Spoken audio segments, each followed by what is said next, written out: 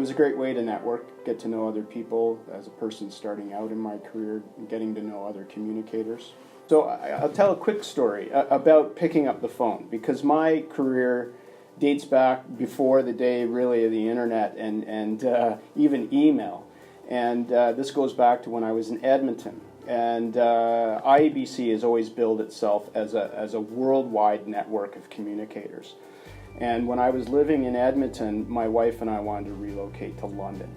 And so the challenge became, how do I find a job in London on the other side of the country?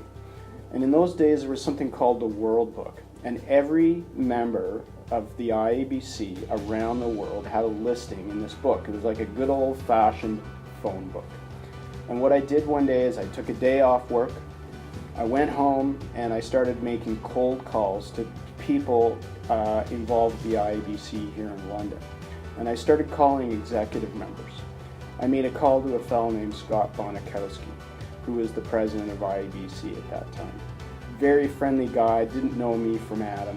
Picked up the phone, we had a good chat. He said, Malcolm, I can't help you, but what you should do is you should call Catherine Finlayson.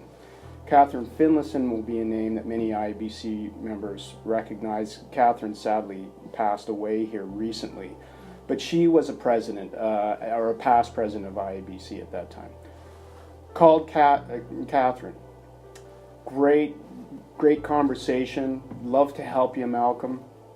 Here's what you should do. You should call someone at Western. You should call a person named Judy Nordermere. So I called Judy Nordermere. Judy was very friendly, also an IABC member. Said, Malcolm, I can't help you, but there's somebody else that you should call. You should call a woman named Christine Ward.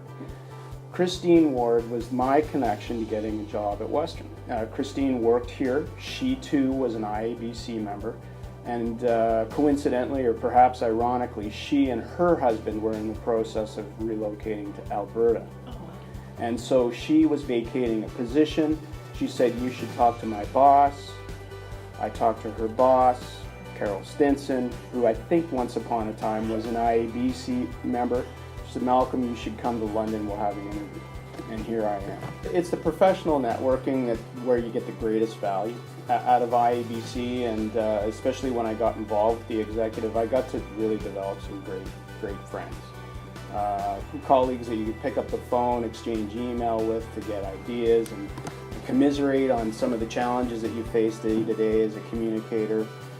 People like Rob Way, I've mentioned Maureen Spencer-Golovchenko, Joanne Robinson's another person who comes to mind. I could drop a lot of names for people who've been roped into IABC in London over the years, but it's a great community. I think the fact that so many different people have come through and played roles on the executive speaks well to the community here, and it's a great network of people.